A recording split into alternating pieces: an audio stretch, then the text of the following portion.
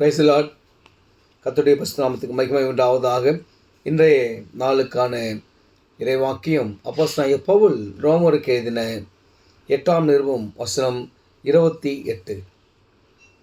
அன்றியும் அவருடைய தீர்மானத்தின்படி அழைக்கப்பட்டவர்களாய் தேவனிடத்தில் அன்பு கூறுகிறவர்களுக்கு சகலமும் நன்மைக்கு ஏதுவாக நடக்கிறது என்று அறிந்திருக்கிறோம். எனக்கு அருமையானவர்களே,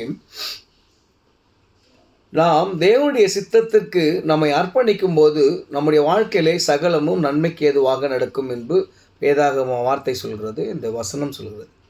எனக்கு அருமையானவர்களே, இந்த வேதத்தில் உள்ள வார்த்தைகள் பொய்யானவைகள் அல்ல, இல்லை ஒரு கிரியை இல்லாத வார்த்தைகள் அல்ல. ஏன்னா அதுக்கு உலகம்தான் சாட்சி.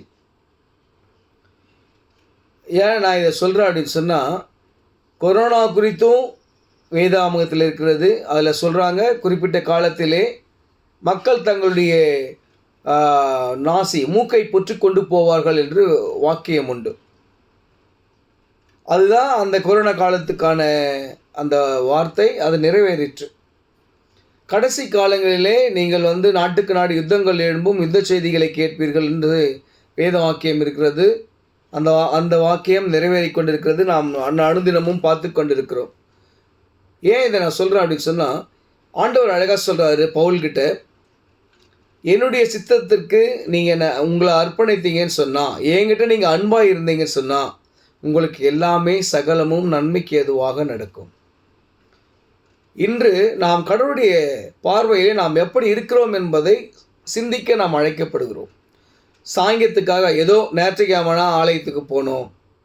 அவங்க என்ன ஆலயத்துக்கு போனாலும் நாம் முழு மனதோடு நம்ம ஆலயத்தில் இருக்கிறோமா, முழு மனதோடு அவரோடு அந்த ஆலயத்தில் ஆண்டவரோடு அன்பு செலுத்துகிறோமான்றது அது நமக்கு தான் தெரியும், ஒவ்வொருவருக்கு தான் தெரியும். அங்கே போய் உட்காந்து நம்ம வீட்டை பற்றி யோசிக்கிறோமா, இல்லை மற்றதை பற்றி யோசிக்கிறோமான்றதெல்லாம்.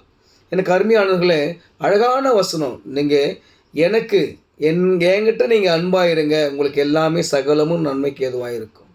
குறைவே இருக்காது. சகலமும் நன்மைக்கு எதுவானா எந்த ஒரு குறைவே இருக்காது. அதான் கர்த்தரை நம்புகிறவர்களுக்கு ஒரு நன்மையும் குறையப்படாது. எனக்கு அருமையானவர்களை, விசுவாசிங்க, கர்த்தரிடத்தில் அன்பாக இருங்க. அன்பாக இருக்கும்போது உங்களுக்கு சகலமும் நன்மைக்கு எதுவாக இருக்கும். இந்த வார்த்தைகளை விசுவாசித்து உண்மையாய் அவரிடத்தில் உங்களோட வாழ்க்கையை அர்ப்பணிங்க. கர்த்தர் பெரிய காரியங்களை செய்வார். ஆமென்.